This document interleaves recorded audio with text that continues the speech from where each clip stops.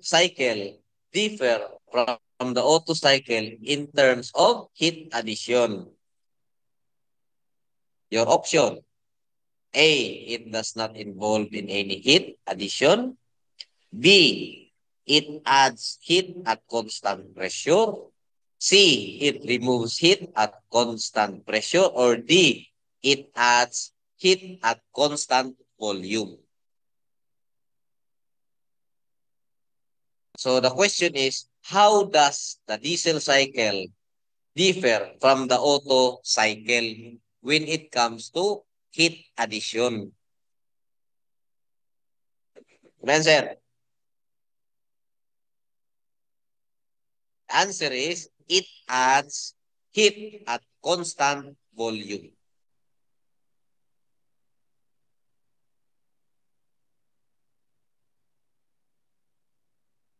Next question.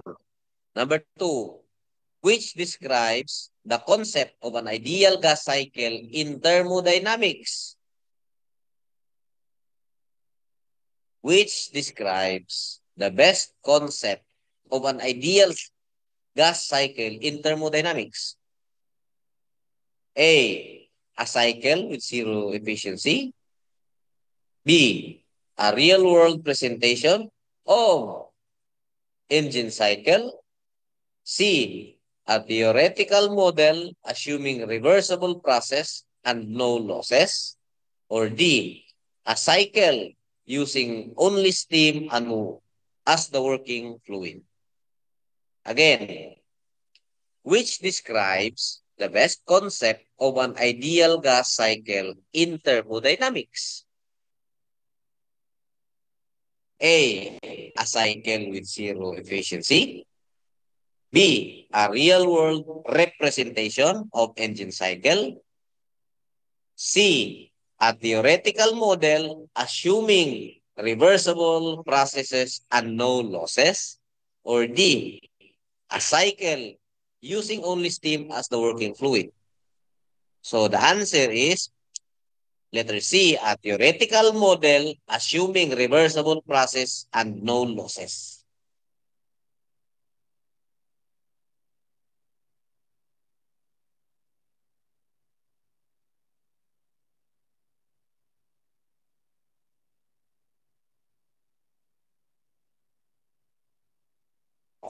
So number 3, in the Otto cycle, which process corresponds to isentropic compression?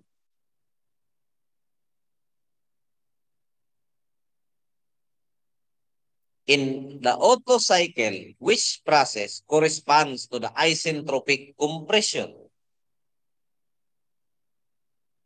A, intake of air and fuel mixture. B, compression stroke without heat exchange. C, exhaust of combustion gases. D, constant pressure heat addition. So the question is, Otto cycle that corresponds to an isentropic compression.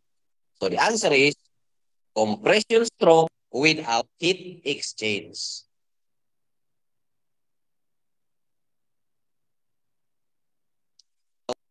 Number 4, what is the purpose of using an ideal gas cycle in analyzing internal combustion engines?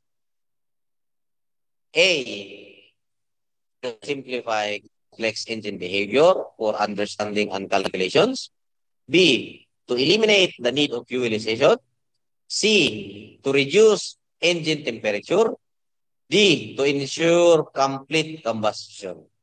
So the question is, what is the purpose of using an ideal gas cycle in analyzing internal combustion engines?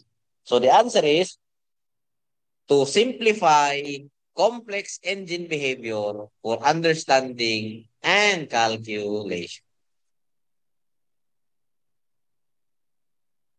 Number 5, which key assumption is made in ideal gas cycles that differs from the internal combustion engine? Again, which key assumption is made in ideal gas cycle that differs from real internal combustion engine? Option A, combustion is replaced by heat addition. B, heat is transferred slowly. C, fuel is injected during intake. D, piston is absent. So the correct answer is letter A, combustion is replaced by heat addition. Number 6, what is the main reason for studying the ideal gas cycle like Otto and diesel cycle? What is the main reason for studying the ideal gas cycles like Otto and diesel cycle? Option, choices. Letter A, they predict exact engine performance. B, they show how to design engine crankshaft. C, they describe emission formation. D, they help understand the thermodynamic limits of a real engine. So the answer is letter D. They help understand the thermodynamic limits of a real engine.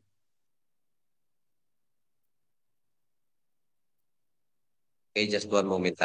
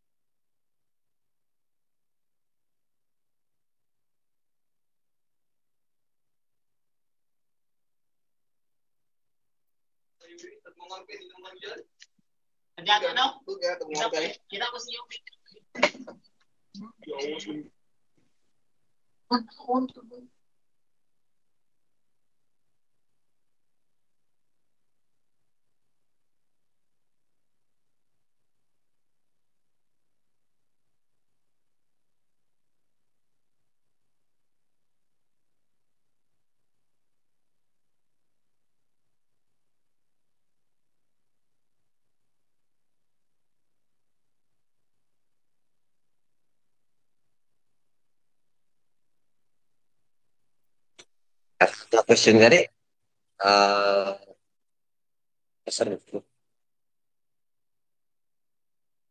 okay, number 7. What is the main difference between an internal and external combustion engine? Choices. Letter A, internal combustion uses water, while external uses oil. B, internal combustion burns fuel from inside. External combustion burns fuel from the outside the cylinder. Letter C, internal combustion engines are always electric powered. Letter D, external combustion engines cannot produce mechanical work. So the answer is letter B, internal combustion burns fuel inside the engine cylinder, while external combustion burns fuel from the outside of the cylinder. Number 8, which of the following best describe? So, choices, where combustion occurs within the piston cylinder. B, an engine where fuel is ignited inside the combustion chamber. C, an engine where heat is generated externally and transferred to a working fluid. Or letter D, an engine that requires no combustion process. So the answer is letter C, an engine where heat is generated externally and transferred to work on a working fluid.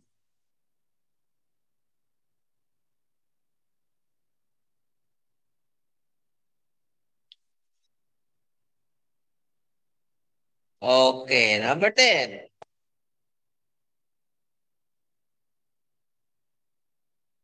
Number 10. What is one advantage of an internal combustion engine in marine application? So your choices: lower fuel efficiency, B, larger size and heavier weight, C, compact design with high power to weight ratio, or D, requires continuous external heating. So the question is, what is one advantage of an internal combustion engine in marine application? So the answer is letter C, compact design with high power to weight ratio. So nag-skip like number 9, I know. So number 9, balik tas number 9, kaya dito number 10.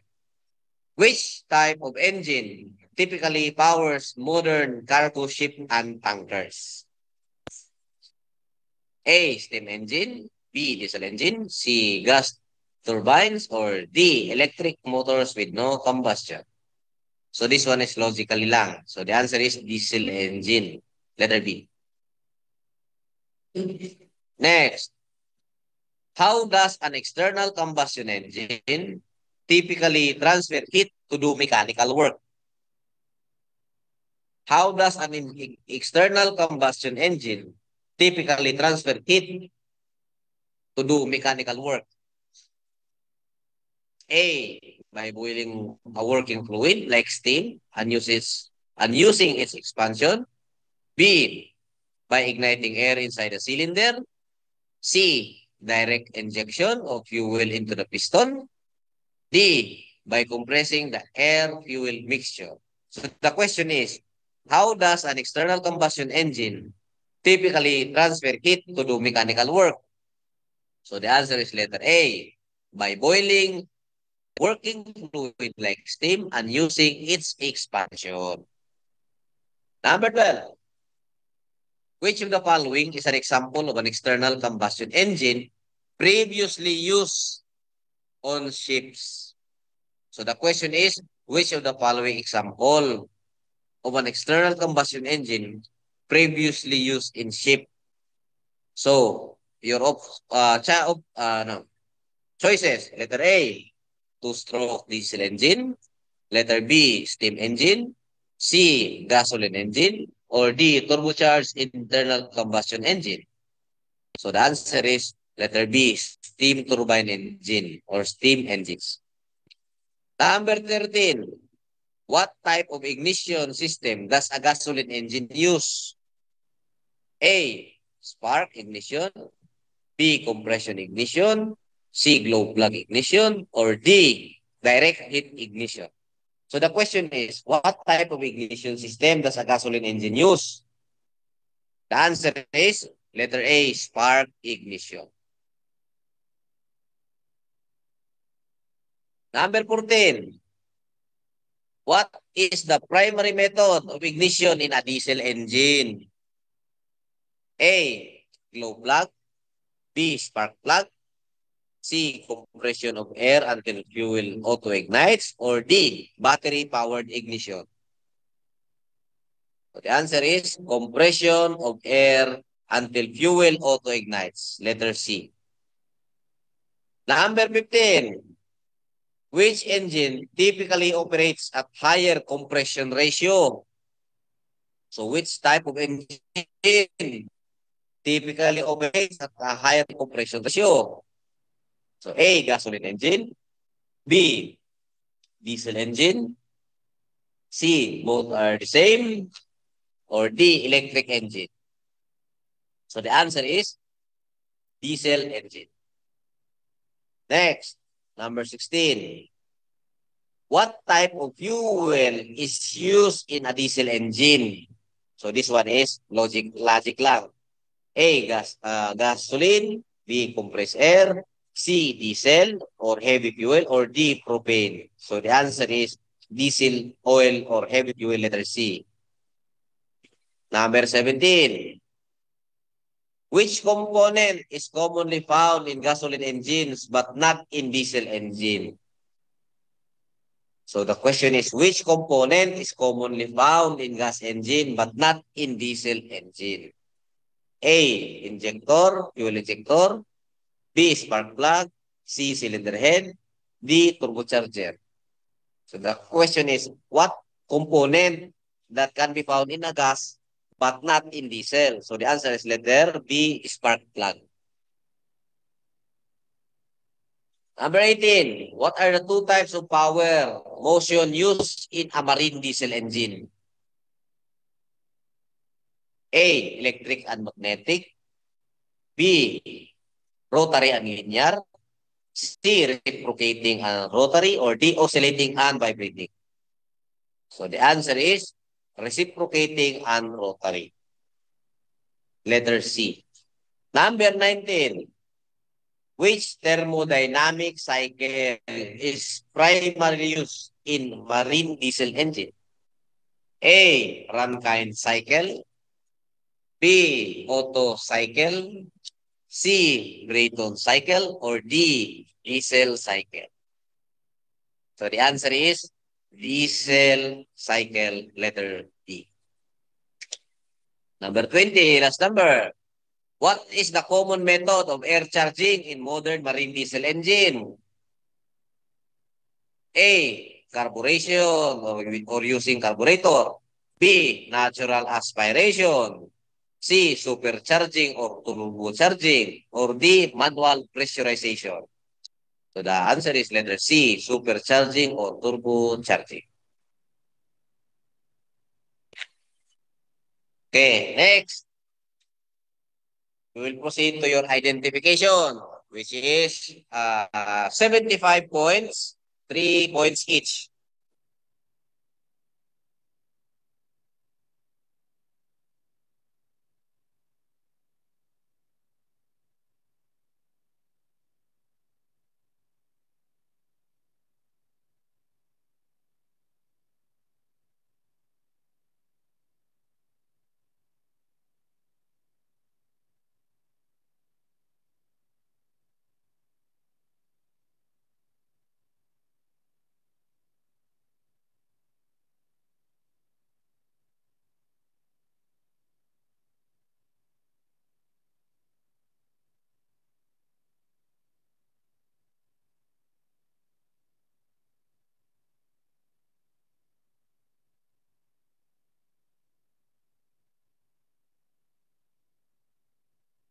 Hi everyone.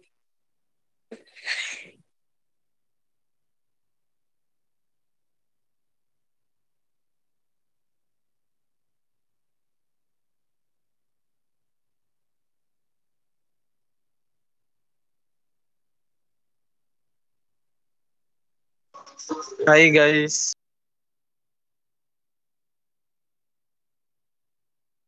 Sophie?